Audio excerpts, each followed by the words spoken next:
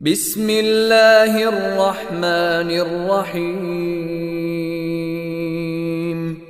اقرأ باسم ربك الذي خلق خلق الإنسان من علق اقرأ وربك الأكرم الذي علم بالقلم.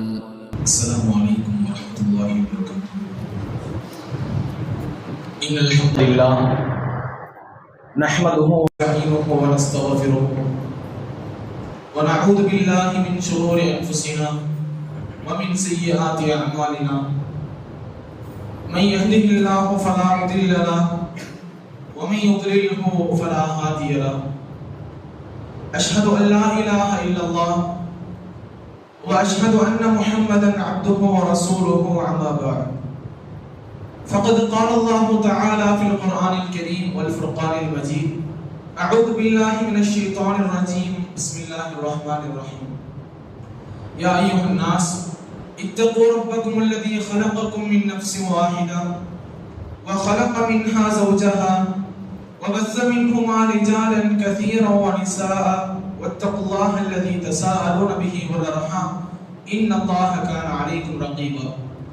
يا أيها الذين آمنوا اتقوا الله حق تقاته ولا تموتن إلا وأنتم مسلمون. يا أيها الذين آمنوا اتقوا الله وقولوا قولا سديدا يصلح لكم أعمالكم ويغفر لكم ذنوبكم ومن يطع الله ورسوله فقد فاز فوزا عظيما. إن أصدق الحديث كتاب الله وخير الهدي هدي محمد صلى الله عليه وسلم وشر الأمور محدثاتها وكل محدثة بدعة وكل بدعة ضلالة وكل ضلالة في النار أو كما قال عليكم الصلاة والسلام.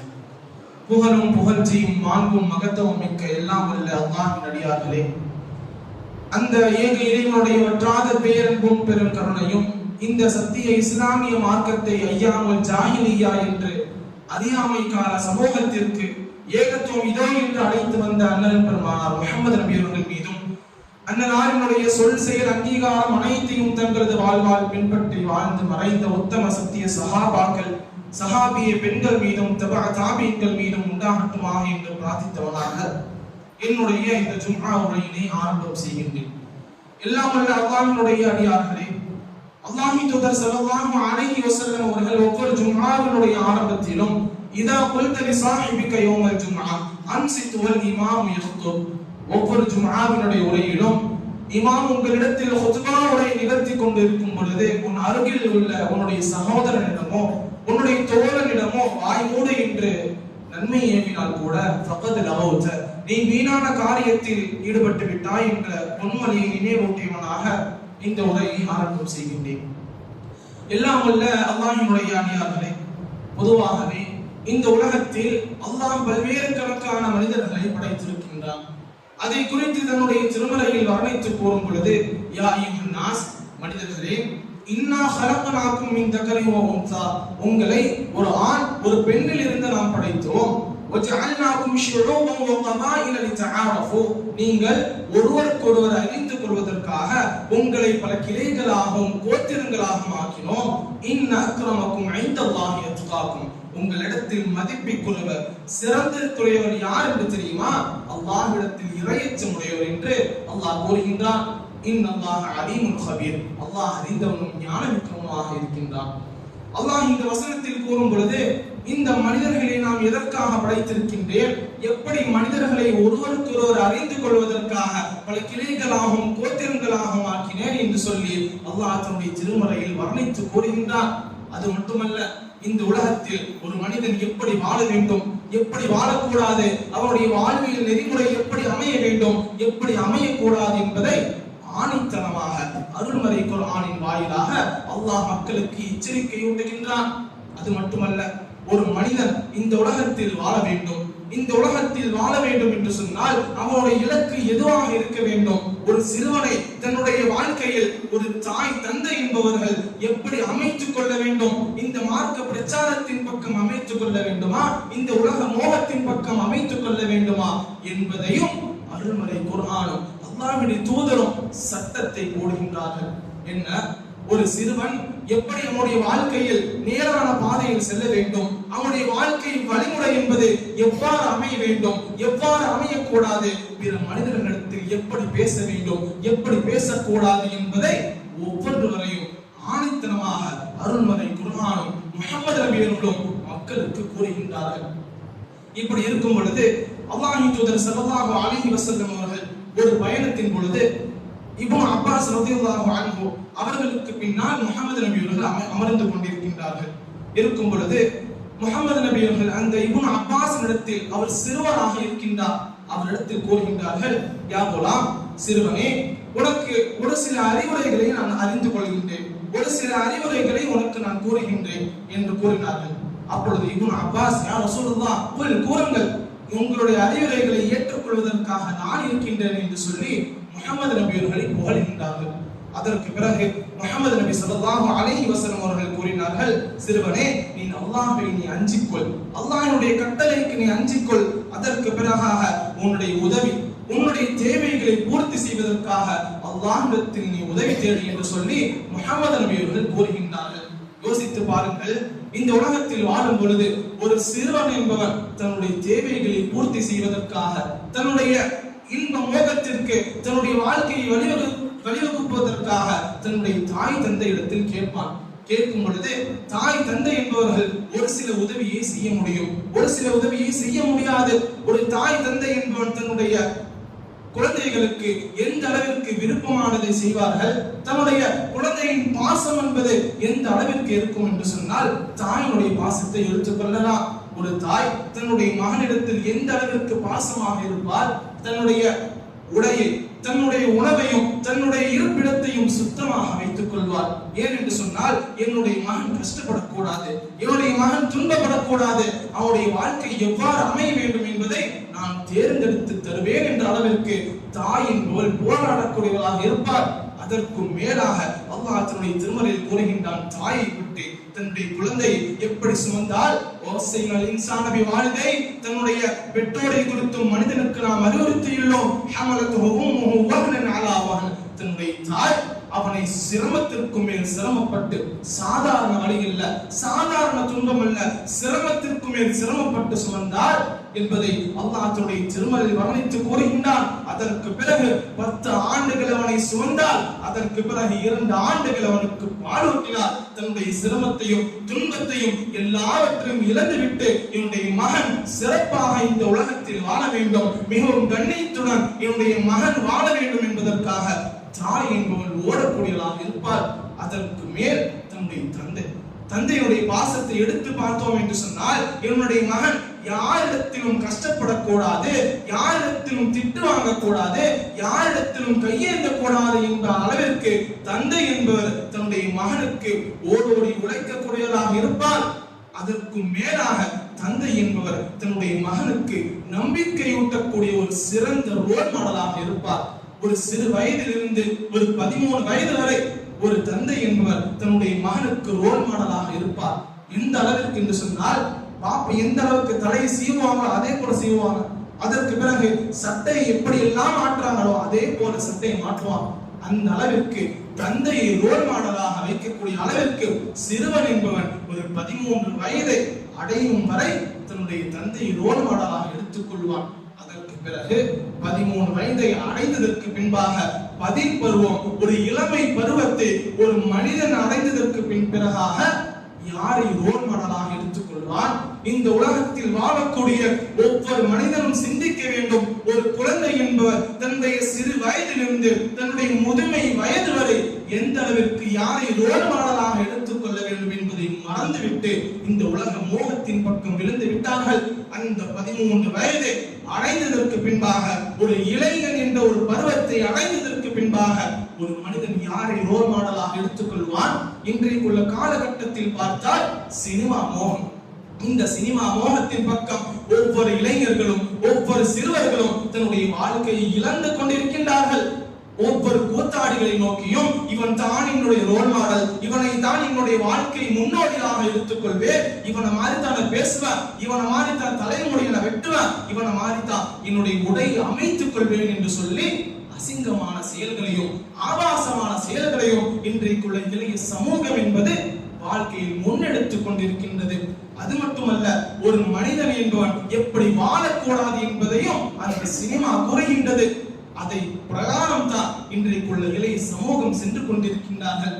சிறு வயதிலிருந்தே யாரை நீ பின்பற்ற வேண்டும், யாரை நீ பின்பற்றக் கூடாது, பின்பற்றுவதற்கு தகுதியானவர் யார் என்று சொல்லி தன்னுடைய குழந்தைகளுக்கு, தன்னுடைய சிறுவர்களுக்கு தாய் தந்தை என்பவர்கள் ரோல் மாடலை ஊட்டி வளர்த்தால் அந்த சிறுவன் இளமை பருவத்தை அடைந்ததற்கு பிறகாக யாரை ரோல் மாடலாக எடுத்துக்கொள்ள வேண்டும், யாரை ரோல் மாடலாக எடுத்துக்கொள்ள கூடாது என்று சரியானவரை தேர்ந்தெடுத்துக் கொள்வான்.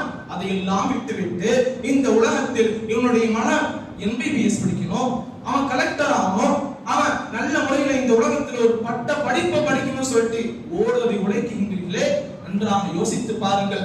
மார்க்க வழியின் பக்கம், மார்க்க பிரச்சாரத்தின் பக்கம் ஒரு சிறிது நேரம் ஒதுக்கக்கூடிய ஒரு நிலை இருக்கின்றதா? கிடையாது.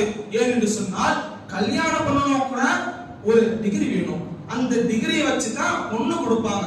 யோசித்து பாருங்க, ஒரு கல்யாணம் முடிக்கிறதா கூட ஒரு டிகிரி வேணும் என்று சொன்னா, மார்க்க பிரச்சாரம், மார்க்க படியில் ஒரு மனிதன் இருந்தால் மட்டும்தான் அவனை சொர்க்கத்திற்கு அழைத்து செல்லக்கூடிய ஒரு பாதையை இந்த இஸ்லாம் கூறுகின்றது. முஹம்மது நபி அவர்கள் கூறினார்கள், மன் சலக தரீகன் யல்தமிசு ஃபீஹி இல்மன், எவர் ஒருவர் அல்லாஹ்வுடைய நாட்டத்தின்படி கல்வியை தேர்ந்தெடுத்து ஒரு பாதையில் நடக்கின்றாரோ, ஸஹலல்லாஹு லஹு பிஹி தரீகன் இலல் ஜன்னah, அவருக்கு சொர்க்கத்திற்கு செல்லும் பாதையை அல்லாஹ் எளிதாக்குகின்றார். இந்த உலகத்தில் வாழும் பொழுது மார்க்க கல்வியின் பக்கம் ஒரு மனிதன் சென்றால், மார்க்க பிரச்சாரத்தை நோக்கி ஒரு மனிதன் நம்முடைய ஒவ்வொரு அடியையும் எடுத்து வைத்தால் சொர்க்கத்திற்கு செல்லும் பாதையை அல்லாஹ் எளிதாக்குகின்றான். அதையெல்லாம் விட்டுவிட்டு என்னுடைய மகன் இந்த உலகத்தில் வாழ வேண்டும் என்று சொன்னால் ஒரு டிகிரி படிக்கணும், அவருடைய ஆசை எது, அதை நிறைவேற்றணும், தவறு கிடையாது. மார்க்கமும் ஒரு பங்காக இருக்க வேண்டும். மார்க்கம் தான் ஒரு முக்கிய பங்காக ஒரு மனிதனுடைய வாழ்க்கையில் இருக்க வேண்டும். அதை விட்டு விட்டீர்கள் என்று சொன்னால், சிறு வயதிலிருந்து மார்க்கத்தை அவனுடைய உள்ளத்தில் ஊட்டாவிட்டால் அவன் தவறான வழியிலும், ஆபாசமான செயல்களிலும், தவறான பேச்சுக்களிலும் அவனுடைய வாழ்க்கை என்பது மூழ்கடித்து விடும். நன்றாக யோசித்துக் கொள்ளுங்கள். இந்த உலகத்தில் வாழும் பொழுது, இந்த உலகத்தில் தங்களுடைய மகன்களை வளர வைக்க வேண்டும் என்று சொன்னால், இந்த உலகம் மோகம் மற்றும் காரணமாக அமையாது. தன்னுடைய தாய் தந்தை என்பவர்கள் தங்களுடைய மார்க்கத்தை ஒழுங்காக கூறாததின் காரணத்தினால், மார்க்க பிரச்சாரத்தை தன்னுடைய குழந்தைகளிடத்தில் சிறு வயதிலிருந்தே கூறாததின் ஒற்றை காரணத்தினால் சிறுவன் என்பவன் 10 பருவத்தை அடைந்ததற்கு பின்பாக தன்னுடைய வாழ்க்கையில் தவறான வகையில் செயல்படக்கூடிய ஒரு அவல நிலையை பார்க்கின்றோம். என்னுடைய ரோல் மாடலாக யாரை எடுத்துக்கொள்வேன்? ஒரு கூத்தாடியை நோக்கி எடுத்துக்கொள்வேன். அவனுடைய பேச்சு எப்படி அமைகின்றதோ அதை போல் நானும் அமைத்துக் கொள்வேன். ரீல்ஸ் என்னும் மோகத்தில் மனிதர்கள் வீழ்ந்து விட்டார்கள். நல்ல விஷயத்தை, நல்ல கருத்தை கூறுவது தவறு கிடையாது. தவறான பேச்சுக்கள், தவறான வார்த்தைகளை கூறிக்கொண்டு இளைய சமூகம் என்பது தவறான வழியின் பக்கம் செல்லக்கூடிய ஒரு அவல நிலையை பார்க்கின்றோம். முஹம்மது நபி அவர்களை ரோல் மாடலாக எடுத்துக்கொள்ள வேண்டும் என்று சொன்னால், அதை விட்டுவிட்டு நான் இந்த உலகத்தில் எப்படி வாழ வேண்டுமோ, என்னுடைய கட்டளை, என்னுடைய வாழ்க்கை என்று சொல்லி ஒவ்வொரு மனிதர்களும் தேர்ந்தெடுத்துக் கொள்வதை பார்க்கின்றோம். இந்த உலகத்தில் வாழும் பொழுது முஹம்மது நபி அவர்கள் எப்படி ஒரு மனிதன் வாழ வேண்டும், எப்படி வாழக்கூடாது என்பதை முஹம்மது நபி அவர்கள் கற்றுக் கொடுக்கின்றார்கள். ஒரு சிறுவனிடத்தில் ஒரு தாய் தந்தை எப்படி நடந்து கொள்ள வேண்டும், அவன் எந்த ஒரு தவறான செயல்களை செய்தால் கூட, எந்த ஒரு தப்பான காரியத்தில் வீழ்ந்தால் கூட அவனை அழகிய முறையில் அணுக வேண்டும். ஒரு சிறுவனிடத்தில் முஹம்மது நபி ஸல்லல்லாஹு அலைஹி வஸல்லம் அவர்கள் எந்த வகையில் அமைத்துக் கொண்டார்கள்? அனஸ் ரலியல்லாஹு அன்ஹு அவர்களை அவர்களுடைய தாய் என்பவர்கள் முஹம்மது நபியிடத்தில் ஒப்படைக்கின்றார்கள் ஒரு அடிமையாக. ஏன்? என்னுடைய சிறுவன் என்பவன் முஹம்மது ஆகிய நீங்கள் உங்களிடத்தில் இருந்தால் மட்டும்தான் சிறந்த முறையில் வாழ முடியும், அவனுடைய வாழ்க்கையை எப்படி தேர்ந்தெடுக்க முடியும் என்பதை அமைத்துக் கொள்வான். அதன் காரணமாக நீங்களே என்னுடைய குழந்தையை வளருங்கள் என்று சொல்லி முஹம்மது நபியிடத்தில் ஒப்படைத்து விட்டார்கள். முஹம்மது நபி அவர்கள் அந்த சிறுவர் அனஸ் ரலியல்லாஹு அன்ஹு அவர்களை வளர்க்க ஆரம்பித்தார்கள். அவர்களுக்கு ஏதேனும் ஒரு கட்டளை இட்டால், ஏதேனும் ஒரு வேலையை செய்தால் அனஸ் ரலியல்லாஹு அன்ஹு கூறுகின்றார்கள், ஏதேனும் நான் ஒரு வேலை செய்வேன், அதை செய்யாமல் விட்டுருவேன், அதற்கு முஹம்மது நபி அவர்கள் என்னை அதட்டுவதும் கிடையாது. ஏன் இப்படி செய்தாய், ஏன் இப்படி செய்யவில்லை என்று சொல்லி முஹம்மது நபி அவர்கள் இந்த ஒரு வார்த்தையை கூட என்னிடத்தில் கூறவில்லை. அதன் காரணத்தினால் என்னுடைய வாழ்க்கை என்பது சிறப்பான முறையில் அமைந்தது. இந்த உலகத்தில் வாழக்கூடிய ஒவ்வொரு இளைஞர்களும் குர்ஆனை ஓதுகின்றார்களா, தன்னுடைய மார்க்க பிரச்சாரத்தின் பக்கம், மார்க்க வழியின் பக்கம் செல்கின்றார்களா பார்த்த கிடையாது. முஹம்மது நபி அவர்கள் கூறினார்கள், மன் தஅல்லமல் குர்ஆன், எவர் ஒரு குர்ஆனை கற்கின்றாரோ, மன் தஅல்லமல் குர்ஆன ஃபஅல்லமஹு, அதை பிறருக்கும் கற்றுக் கொடுப்பவர் உங்களிடத்தில் சிறந்தவர். குர்ஆனை தாமும் கற்று பிறருக்கும் கற்றுக் கொடுக்கக்கூடிய ஒரு மனிதராக இருந்தால் ஒட்டுமொத்த சமூகத்திற்கும் சிறந்த ஒரு மனிதராக அமைவார் என்று முஹம்மது நபி அவர்கள் கூறிக்கொண்டிருக்கின்றார்கள். முஹம்மது நபி அவர்கள் கூறக்கூடிய ஒவ்வொரு வார்த்தைகளும், ஒவ்வொரு ரத்தின சுருக்கமான வார்த்தைகளும் இந்த மனித சமூகத்திற்கு மிகவும் எச்சரிக்கை ஊட்டக்கூடிய ஒவ்வொரு வார்த்தையாக இருக்கின்றது. நாம் மட்டும் குர்ஆனை படித்துக் கொண்டு என்னுடைய மகனிடத்தில் இந்த உலகத்தில் நல்ல ஒரு பட்ட படிப்பு படித்துக் கொண்டு உன்னுடைய வாழ்க்கையில் முன்னேறு என்று சொல்வது மார்க்கப்படி தன்னுடைய வாழ்க்கையில் ஒரு மனிதனை அமைத்துக் கொள்ளக்கூடிய ஒரு சிறந்த மனிதனாக ஆக்க முடியாது. குர்ஆனை கற்றதற்கு பிறகாக தன்னுடைய மகனிடத்திலும் குர்ஆனை ஓதுவா, ஒரு 10 நிமிஷம் மார்க்கத்திற்காக நீ அமைத்துக்கொள், மார்க்க பிரச்சாரத்தின் பக்கம் பள்ளிவாசலுக்கு போ, ஒரு 5 வேளை தொழுகையை நிறைவேற்றினால் நீ சிறந்த மனிதனாக ஆக முடியும். இதற்கு ஒரு ரோல் மாடலாக லுக்மான் என்ற ஒரு நல்லடியார் அமைந்தார். ஏன் லுக்மான் என்ற ஒரு நல்லடியார் தன்னுடைய மகனுக்கு எந்த அளவுக்கு உபதேசம் செய்தார்? யா புனை, என்னுடைய அருமை மகனே, இந்த மார்க்க பிரச்சாரம் எந்த அளவுக்கு என்று தெரியுமா? இந்த உலகத்தில் வாழும் பொழுது நீ எந்த வகையில் உன்னுடைய வாழ்க்கையை அமைத்துக் கொள்ள வேண்டும் என்று தெரியுமா? அக்மிஸ் ஸலாத், தொழுகையை நிறைவேற்று, வஅ்முர் பில் மஅரூஃப், நன்மை மக்களிடத்தில் ஏவு, வன்ஹ அனில் முன்கர், மக்களை தீமையை விட்டும் தடு, வஸ்பிர் அலா மா அஸாபக், நீ பொறுமையோடு இரு, இன்ன ذلك மின் அஸ்மில் உமூர், இதுதான் இறையச்சத்தில் மிகவும் கடினமானது, இதுதான் இறையச்சத்தில் மிகவும் தாழ்மையானது. தொழுகையை நீ நிறைவேற்றினால், அல்லாஹ்விற்காக ஏகத்துவ பிரச்சாரத்தை முன்னெடுத்தால், மக்களை தீமையை விட்டும் தடுத்தால், பொறுமையோடு இரு. அவர்கள் பல எதிர்ப்புகளை உன்னிடத்தில் கூறலாம், பல தவறான காரியங்கள், பல தவறான பேச்சுக்களை உன்னிடத்தில் கூறலாம். அதை நீ பொறுத்துக் கொண்டால் அல்லாஹ்விடத்தில் மிகவும் சிறப்பிற்குரிய ஒரு மனிதனாக ஆகலாம். அதற்கு பிறகும் கூறினார்கள், யா புனைய, என்னுடைய அருமை மகனே, லா துஷ்ரிக் பில்லாஹ், அல்லாஹ்விற்கு எந்த ஒன்றையும் இணை கற்பிக்காதே.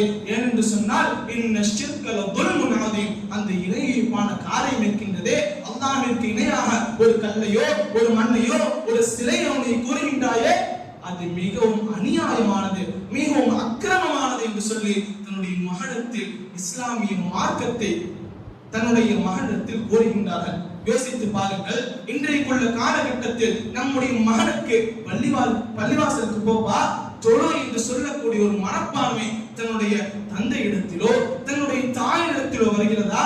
கிடையாது. தொழுகை கிடையாது. தன்னுடைய மகனிடத்தில் மார்க்க பிரச்சாரத்தை ஊட்டக்கூடிய ஒரு நிலை என்பது மறந்துவிட்டது. இன்னஸ்ஸலாத கானத் அலல் முஃமினீன கிதாபம் மௌகூதா, நம்பிக்கை கொண்டோர் மீது தொழுகை நேரம் குறிக்கப்பட்ட கடமை, சாதாரணமானதல்ல, குறிக்கப்பட்ட கடமையான இந்த தொழுகையை பல நபர்கள் வீணடித்து விட்டு தவறான காரியங்களிலும் தவறான செயல்களிலும் செய்யக்கூடிய ஒரு அவல நிலையை பார்க்கின்றோமா இல்லையா? அந்த தொழுகையாளிகள் தன்னுடைய வாழ்க்கையில் தொழுகையை விட்டுவிட்டு தவறான காரியத்தின் பக்கம் மக்களை அழைக்கக்கூடிய ஒவ்வொரு மனிதர்களையும் நரகத்தில் போட்டதற்கு பிறகாக சொர்க்கவாசிகள் கேட்பார்கள், அடே மா சலகக்கும் ஃபீ ஸகர், இந்த சகர் என்ற நரகத்தில் உன்னை தள்ளியது எதுரா கேட்பார்கள். அதற்கு அந்த நரகவாசிகள் கூறுவார்கள், காலு வலம் நகு மினல் முஸல்லீன், நாங்கள் தொழுகையாளியாக இல்லையே, வலம் நகு நுத்இமுல் மிஸ்கீன், ஏழைகளுக்கு உணவளிக்கக்கூடியவர்களாக இல்லையே, வகுன்னா நஹூது மஅல் காயிதீன், தவறான காரியங்களிலும் ஆபாசமான செயல்களிலும் யாரெல்லாம் ஈடுபட்டார்களோ அவர்களுடன் நாங்களும் ஈடுபட்டோம் என்று சொல்லி அந்த நரகவாசிகள் கூறுவார்கள். நன்றாக புரிந்து கொள்ள வேண்டும், நம்முடைய குழந்தைகளை வளர்க்கக்கூடிய ஒரு கடமை, ஒவ்வொரு பொறுப்பும் நம்மிடத்தில் இருக்கின்றது. அல்லாஹ் தஆலா கூறினார்கள், குல்லுக்கும் ராயின் வ குல்லுக்கும் மஸ்ஊலுன் அன் ருயதி, நீங்கள் ஒவ்வொருவரும் பொறுப்பாளி, உங்களுடைய பொறுப்பை பற்றி மறுமை நாளில் விசாரிக்கப்படுவீர்கள். அல்லாஹ் கேட்பான், உனக்கு ஒரு குழந்தையை வழங்கினேன், ஒரு அருட்கொடையை கொடுத்தேன், அதன் காரணத்தினால் அதை பயன்படுத்தி எந்த அளவிற்கு இந்த உலகத்தில் உன்னுடைய குழந்தையை வளர்த்தாய் என்று ஒற்றை கேள்வி எழுப்புவான். அதற்கு என்ன பதில் சொல்லுவோம்? MBBS படிச்சு வச்சேன், கலெக்டருக்கு படிக்க வச்சேன் சொல்லுவோமா? அது பயனளிக்காது. மறுமைக்கு உங்களுடைய குழந்தை என்பவர்கள் பட்டத்தின்படி தீர்மானிக்கப்பட மாட்டார்கள். மார்க்க பிரச்சாரத்தின் பக்கம், மார்க்கத்தின் பக்கம் ஒரு மனிதன் இருந்தால் அதுதான் மறுமையில் உதவி செய்யும். கட்டுக்கட்டாக சேர்த்து வைத்த பணமோ, கட்டி கட்டியாக சேர்த்து வைத்த தங்கமோ, மாடிகளை நீங்கள் கட்டி வைத்திருக்கிறீர்களே, இது உங்களுக்கு மறுமை நாளில் சாட்சி சொல்லாது. நீங்கள் செய்த நல்ல அமல்களும் காரியங்களும் மட்டும் தான் அந்த மறுமை நாளில் உங்களுக்கு விசாரிக்கப்படும் என்பதை ஒவ்வொருவரும் புரிந்து கொண்டு தங்களுடைய வாழ்க்கையில் குழந்தைகளை சரிவர அமைத்துக் கொள்வோமாக என்று கூறி என்னுடைய இந்த முதல் உரையை நிறைவு செய்கின்றேன். வாஹி தஅவானா அல்ஹம்துலில்லாஹி ரப்பில் ஆலமீன்.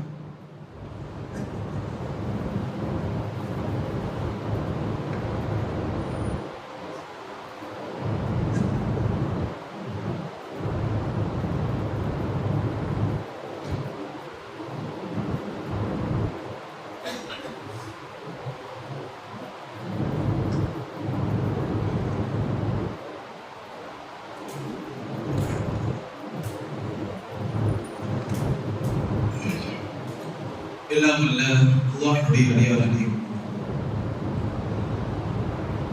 சிறுவர்களிடத்தில் மிகவும் அன்பு பாராட்டக்கூடிய ஒரு விதத்தில் முஹம்மது நபி ஸல்லல்லாஹு அலைஹி வஸல்லம் அவர்கள் எந்த அளவிற்கு இருந்தார்கள்?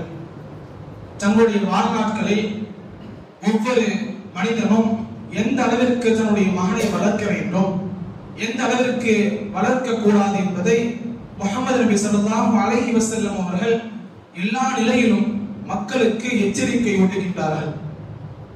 அதன் ஒரு பின்னணியாக முஹம்மது நபி ஸல்லல்லாஹு அலைஹி வஸல்லம் அவர்கள் ஒரு நிலையில் கூறுகின்றார்கள், ஸஅபத்து யுத்லில்லாஹு ஃபீ துல்லிஹி யௌமல் லா யுதில்லு ஸஅபா.